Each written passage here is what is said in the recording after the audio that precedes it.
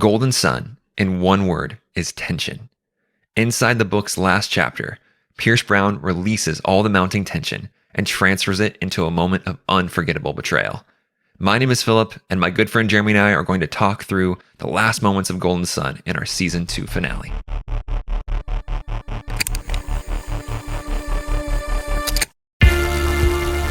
One of my furies led me to suspect the sons of Ares are perhaps something different than we imagined. Mortals who survive die 1,000 times. Quixote, Let us rise together. By the scepter, be you the sword. It's always been me, Blue.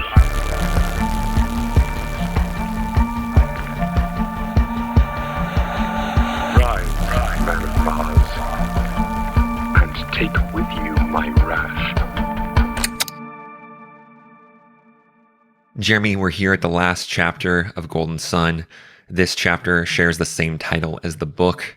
This book has been full of highs and lows, peaks and valleys, surely more valleys than peaks, but this is a book full of tension and anxiety, at least for me.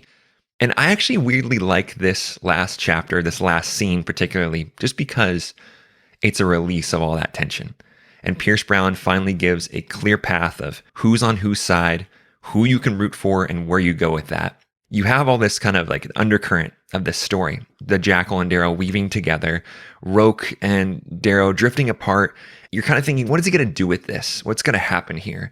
And we finally get our answer. I'm not saying this to be controversial, but I actually like this moment because now just hand me Morningstar. I know who I'm rooting for. I know I'm on Team Daryl. Let's go. I think this parallels pretty well with what you were saying. I'm glad that Pierce didn't kind of do this traditional cliffhanger moment, similar to like dumb TV shows where really before the drop, they're like, to be continued, and you don't even know at all what's going to happen. And I think that wouldn't serve this very well. I think instead, he gives the readers at least a bit of a sense of resolve before it goes. I mean, we don't know what happens to Daryl. Well, you and I know, but in a broader sense, the readers don't actually know what's going to happen. But at least, like you said, the lines have been sorted. You know who's good and who's bad and who opposes what. And I think that gives some clarity and probably gave patience to those waiting for Morningstar in between books. You and I had the benefit of just going from books 2 to book 3 because we read them after they were out. I know. I feel sympathy for people that had that experience of having to wait the full calendar year, because that would have been agonizing. Because you and I are so deeply invested in this story, and I know a lot of people listening are too. And there's a lot of those people actually had to wait that calendar year for Morningstar to come out. I do not envy you at all in that process. I have a question for you, kind of taking you back to that first time, Jeremy, that you read chapter 51, specifically again, this last scene, the triumph ceremony. Did you feel this coming? Did you feel like there was this kind of big drop or big twist like on the horizon, or did you kind of were you just completely caught off guard? No, I wasn't caught off guard. I anticipated something. Had you asked me in the middle of the chapter what was going to happen, I wouldn't have gotten it right. But at the same time, Pierce does foreshadow a lot of this stuff. He adds these elements of kind of this misgiving, a feeling of this unsettled feeling within the reader from various things. I mean, he sees certain movements of pinks that doesn't seem quite right or even familiar to him. There's a lot of other things that are kind of noted here that give you a sense that something's funny. Yeah, in retrospect, you can see it on the second read. You pick up on those little things. The first time, I was completely caught off guard. I did not pick up on those subtleties, but on rereads, and you and I have gone through just this chapter alone like 5 times this week. But those become even more clear each time you dip your toe into this chapter. To visit a couple of those, the one that sticks out to me the most is this idea that Daryl notes the decor. And this is something I cannot get away from. He says he talks about how the Jackal was the one that decorated this smaller, intimate triumph ceremony, and where Daryl is going to receive the triumph mask at this kind of outdoor, sounds like a very beautiful place, a very beautiful garden. But he says the Jackal is a tastefully modest creature. That's kind of the internal quote he gives. And I was thinking, The reason it's tastefully modest, probably, because I think that that is the Jackal's aesthetic, more or less. Right. But also, I think it is that way because in just a few minutes, it's going to be a physical burial ground. So why bother dressing it up and making it lavish when it's about to just be a place of carnage? That to me, I cannot get in the rereads. I can't get away from that single thought. Like, there's a reason it's tastefully modest. It's because it's going to just be all hell break loose in just seconds. Yeah, Pierce does that fun thing where he puts you in Darrow's mind, obviously, and at the same time, he takes you along with Darrow's rationalization of what's going on. Like, Yeah. he clearly says, something's wrong here. This doesn't smell right, but I know, he's a tasteful creature. Then he goes and he talks to Lorne and says, hey, you ready to give me the Triumph mask? Right. And Lorne goes, oh, wait, I don't really want to do it. It's not my bag. Instead, Roque's going to give it to you. Yeah. Actually, as a matter of fact, he asked me, right? And I don't know if you forgot to read the other 50 some odd chapters, you might question this, but if you did read them, you're like, what? Why would Roque want to present this to him? And then he rationalizes it in mind. He goes, no, this is a great kind of start to a friendship again. Like, yeah, we got to get right back into this thing. And this is a good start. So I think Darrow continuously takes the reader along with these rationalizations of just what's going wrong here. They're one-off sentences mostly. Victor has a quote as well about how Adrius had to comb through the Citadel staff because the Bolognas have it and they messed it up. The reason why Adrius had to comb through the Bologna staff is not just because he had to comb through for spies, but he also had to implant his own spies.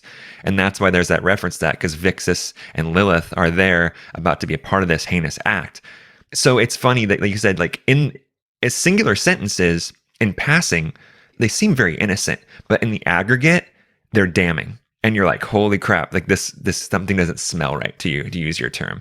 I like those things in the rereads. This chapter has a lot of depth to it. I do want to pivot and talk about Adrius Augustus, who is at the center of this chapter almost entirely. I want to take you back, Jeremy, to a conversation we had on the very first episode of season 2, which was titled Golden Sun. And we just kind of broke down the book. We talked about it in a very broad way. And then we kind of came together at the end of that podcast and talked about that scene where the Jackal and Daryl meet for the first time in the Lost Wee Den, which is the restaurant that Adrius owns. And I speculated that Adrius is the title character of this book. He truly is the Golden Sun.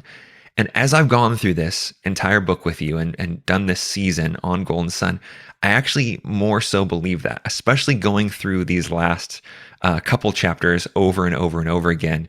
The reason why is he wins the book. He takes the crown. He literally rips the crown essentially off Darrow's head and puts it on his own by the end of this book. So I do want to kick it to you. You were more on the fence about this theory than I was, but I think that Adrius is the Golden Sun. Where do you stand now? Is he or is he not? Yeah, I think for those who listened, my mind hasn't changed overall. Boo. I know. I still absolutely love your theory. I really do. Like what I originally stated, it's completely worth exploration because there's a lot of merit in looking at that argument.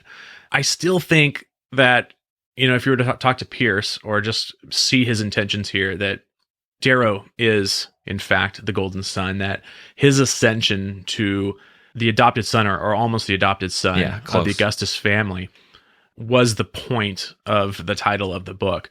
But that being said, I mean, you're right. Adrius is the victor here. He is the one that, in the end, holds the title of, the sun. I mean, he kind of stole it. He stole the crown. He's the victor here. Yeah.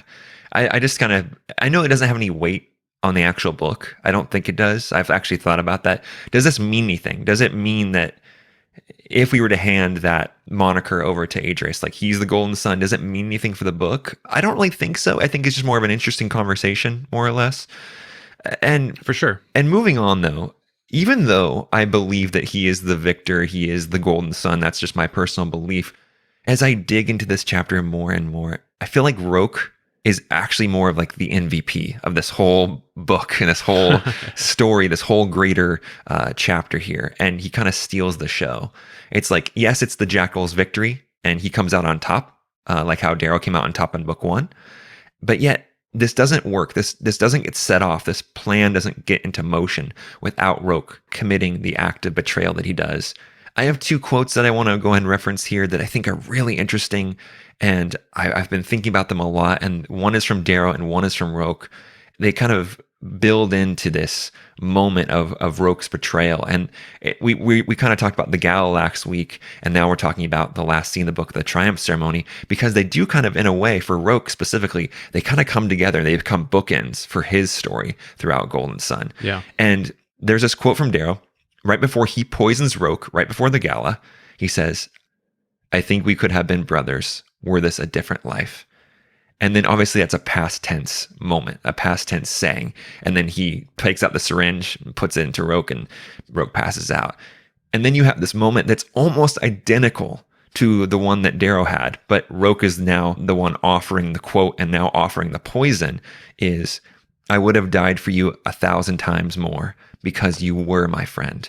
Both of these sentences are goodbyes, and also they're both past tense. And man, I find this so bitter and just hard to stomach, because you really want it. I know Roque's a big character for you. You like this character a lot. Like, I do. It's so heartbreaking for this heel turn to happen.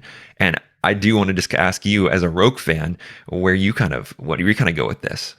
I too think that this story has a lot to do with Roque. I think that he's this common thread. I think that you see a lot of these double sides of what is happening with Roque. You know, he's poisoned, now he's the poisoner, like you pointed out. And there's a couple others that we've kind of brought forward throughout the season.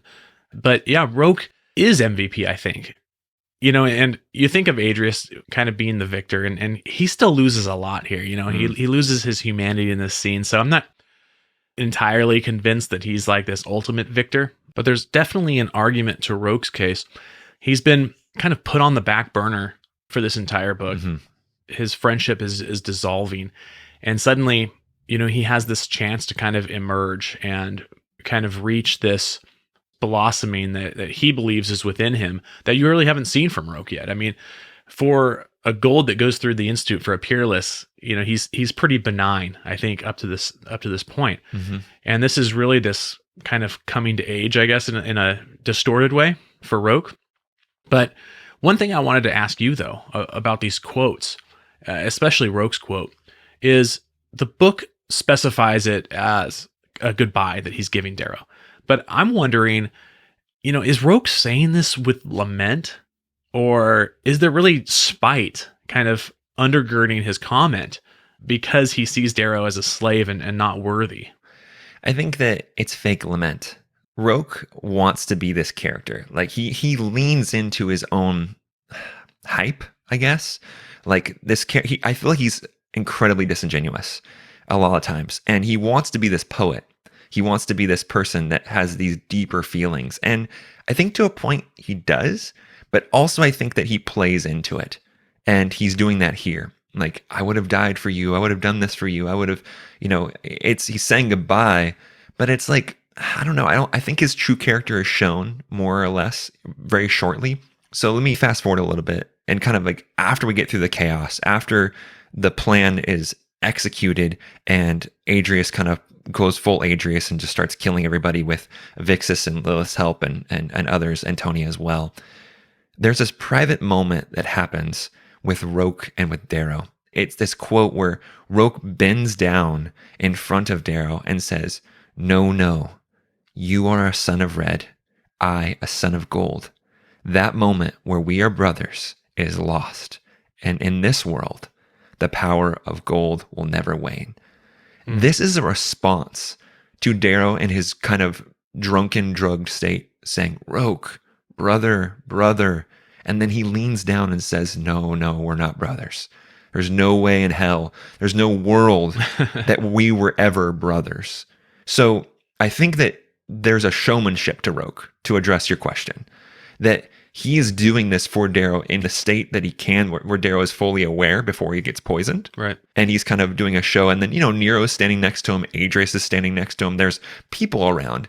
But the private moment, the moment where Roque and Daryl are just one-on-one, that's who Roque is. That's what he's actually feeling. And that's why he says what he says. So I do not think that there's true lament in Roque saying goodbye. I think it is entirely false. And I think that is more of the poet personification of Roque. But I think I just read the quote that is the true Roque. Yeah, I like what you said here. Although I think it's a bit of a hot take to kind of take Roque's character as the poet and say, maybe he's not actually the poet.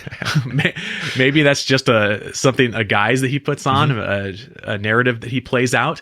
And really, he's just what you said, just that cold, spiteful gold that is incredibly elitist. But there's definitely truth to that. I think you make a good point. That does kind of answer my question, that he comes back and tells him, and it's clear that there was no lament for a lost friendship there. He's over it. I mean, I could be wrong, right? And I don't want to my answer is not going to be the answer that everyone listening is going to have. And we've addressed this a lot of times throughout this season, and this book really highlights this. These people are full of duality, and they have different sides and different dimensions to them.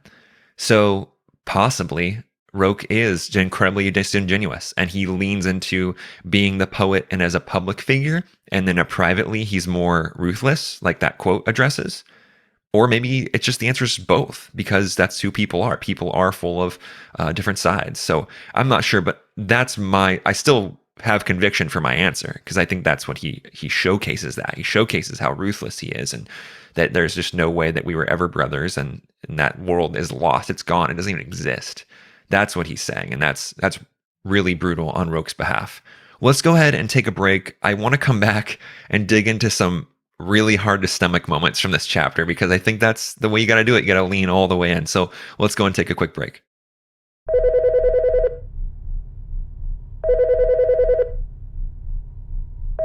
Broadcast here. If you're hearing this, I'm away from my post. In my absence, I've routed all lines via patch bay to their corresponding channels. So if you know the frequency of the party you're trying to reach, just dial it at any time. And if you're trying to reach me, leave a message after the tone. Well, this is awkward. In my haste to be off, it would seem I failed to account for the final ad read. Now before you go and drag me for my apparent ineptitude, can we just take a moment to appreciate how gory damn good it feels to be on the winning side for once? And, given the circumstance, I suppose one might find it in their heart to forgive one or two minor oversights and not hail a person's private comm a dozen times before sunrise. Okay, technically it's midday, but you get my drift. I definitely need another round of wait, what do they call this? Pina colada. Brilliant concoction, that. It's squeezed from the flesh of these two ancient earth fruits, blended together with this delightfully potent distillate made from, I kid you not, grass. And then you sip it right from the husk of this little drupe. They even dress it up with a tiny parasol. Slagging adorable. Oh, sorry, I've got a job to do, haven't I? Let's see, I normally have some music going while Oh, pardon me, friend. Yeah, do you mind playing a little something, you and your group? Wonderful. Any old tune will do, really. Or an original if you have it. Perfect. If you could stand just there and await my cue. Alright, seeing as it's our last chat for who knows how long, I really ought to leave you with something more thoughtful, right? Now, I may not be as poetic as that prick Fabii, but I do know a bit about friendship. And if the wisdom of my forebears holds any truth, I'm betting we'll need each other again before this is all over. So, in the words of House Sona, amicus protectio fortis. My friend is a strong defense. Okay, hit it.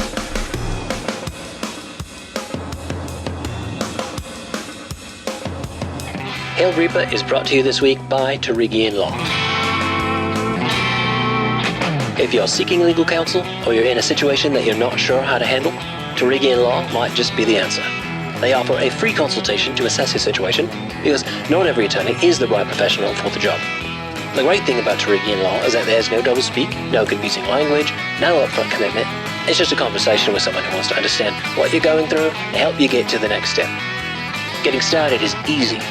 Just call 559-627-5399 or visit torigianlaw.com. That's TORIGIANLAW.com. No matter the circumstance, we all deserve peace of mind. So stop sitting with the uncertainty and get the advice you need today. That's TORIGIANLAW.com or call 559-627-5399. Torigian Law. The advice you need, minus the BS.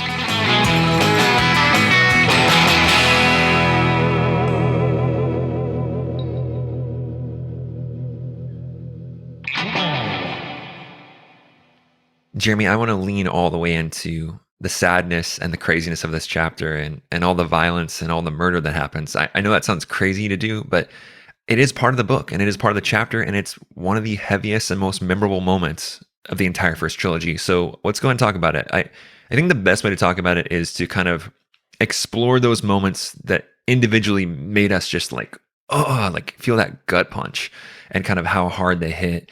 I have one specifically that I want to talk about, and it's actually a quote from Cassius, who comes in kind of after things are taking place. He lands next to Aja.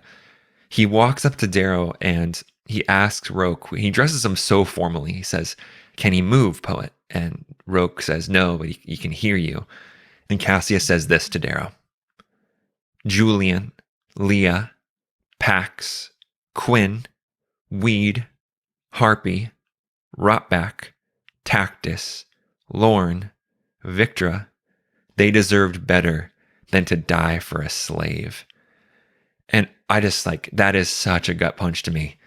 You're mentioning some of my favorite characters in the entire series, like no joke. Both Tactus for one, for sure, and also I love Julian, even though he's in the book for just a hot second.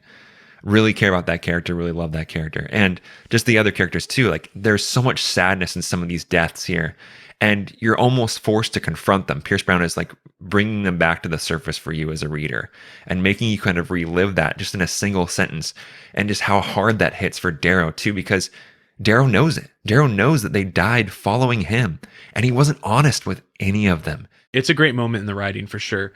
For me, I'm going to think a little bit outside of the box and actually reiterate something that I brought up earlier. Adrius loses his humanity in this moment. It's an incredibly sad moment to me. And you may not even like Adrius. I know there's a lot of Jackal haters out there. Yeah. He's clearly an antagonist and disliked for that reason. But at the same time, you have this real sincere moment between father and son, where this entire time Adrius has been seeking the approval of his father, just wanting to be even acknowledged as a son. There's this interesting give and take in this dialogue here, where he finally is called son to an extent. Yeah. I mean, it's kind of this throwaway, kind of like, "Son, you're ruining the family." But yeah. But at the same time, I mean, it's probably the one time he's ever heard that in his life. But it's too late. He's already lost his humanity. It says he sheds the rest of it and he fully embraces the Jackal. And now he's just an evil monster. And his father reaching out to him, even if it's in some sort of selfish, vain effort, it's just too late. Adrius has made up his mind. He's already on the path he's going. And I think as a father, and you probably feel this too, just watching this relationship dissolve and watching the impact of kind of starving your child for love his entire life, what the impact that has on someone's future, what can become of that. I mean, like, is Adrius responsible for his actions? Absolutely. Yeah. But would he have gone down those paths if his father was there for him? I mean, clearly Mustang didn't. He shared horseback rides with her. There wasn't like this overt, crazy amount of love there, but he was proud of her and happy that she was his daughter. Yeah. Very much unlike leaving your son on a rock to die when he's a baby. That dynamic is so crazy, and it's so hard to read about. And it's like you said, he's like, "Oh, now I'm your son." And then that's the end of Nero in this entire saga. There's one more thing I want to talk about. It's the last big gut punch moment, and it's this unique one, actually. Pierce Brown has these references to a statue, and they happen 4 times just within these last few pages of the chapter. And I'm like thinking, why does he keep referencing this statue? Like, what's the deal with that? Let me read this first quote for you, though. "Augustus motions me to stand by him near a statue of a blind maiden holding a scale and a sword. It drowns in ivy. The Jackal joins us." My first thought was that this statue is just supposed to represent a sense of place. It's on this white cobblestone area, and this is an icon or figure from our world. Like Lady Justice, or Justicia, was the goddess of justice in Roman mythology and was introduced by Emperor Augustus. So he's miscasting it intentionally. And the more I kind of got out of thinking maybe it's just a sense of place, it's more so something that Pierce Brown is trying to illustrate. Because you have this figure of justice in this world, but yet this world is so unjust. That's what I think is happening here. I think this is a commentary and a device. This act that Adrius commits is an ultimate perversion of justice. And it's just hitting you so hard. It's flagrant, even. There's moments where Daryl is poisoned and he's holding the box, which is Fitchner's head, in his lap, and he collapses backwards, leaning against the statue. I mean, that's really illustrative right there. No, I think it's absolutely a device, but I think it's also a bit of a social commentary on behalf of Pierce on his own work. He's very much built this world kind of as this descendant of a Roman Greco one. In that same way, as you pointed out, that this would be very familiar to them. You know, they would very much idealize this sense of blind justice that's carried out with a swift sword. But you're right, like it's not real. Like, they don't have blind justice. It's the absolute opposite of blind justice. And I think that it's actually depicting this dilapidated statue, a statue that's actually been neglected in a sense. That actually parallels the neglect that they've given the sense of justice throughout time, even though that ideal is descendant from the Greeks and Romans who originated that idea in the first place. There's one last reference to Lady Justice. Victra crawls towards me, blood leaking from her. Amid all this, Roque stands, a statue apart. I focus on the parallel between Roque and Victra. On one hand, you have this man who considered himself to be a brother of Daryl and just learned that he's a slave. He says, "We're not brothers." You contrast that with Victra. Her dying wish is to drag herself over to Daryl and just make sure he understands that she had nothing to do with this, that she still loves him and is still incredibly loyal to him. That's amazing to me.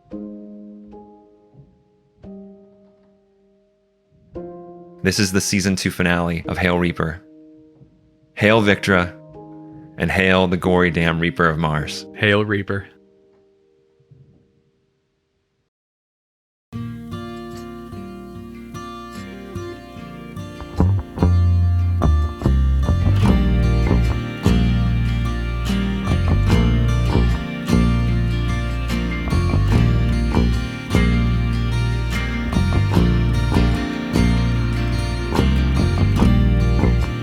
Leave it all behind.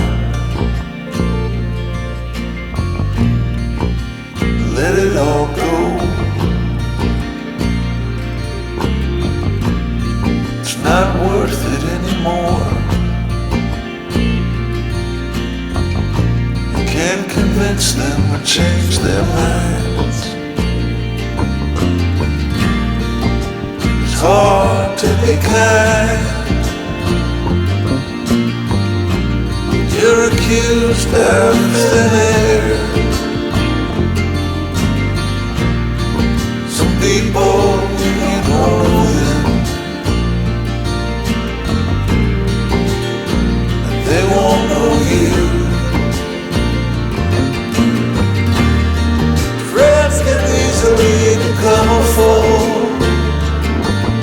Blood sometimes just won't let you go. Wind blows and it rains, and you don't know why it pains you so, and it won't stop for a while. Just hang in there, it's worthwhile.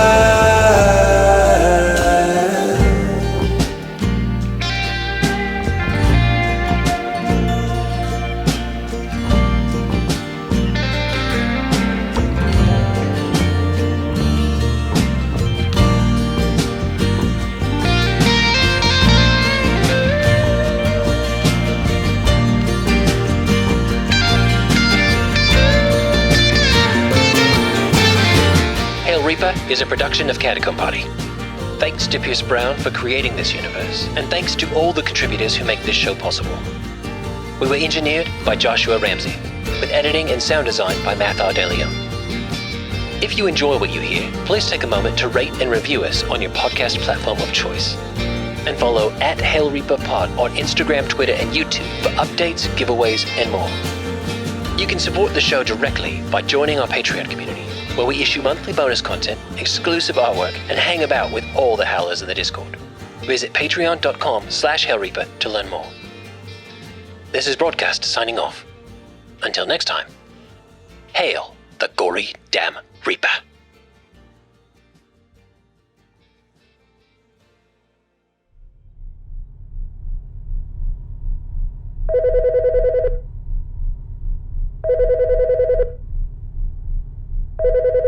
Broadcast here.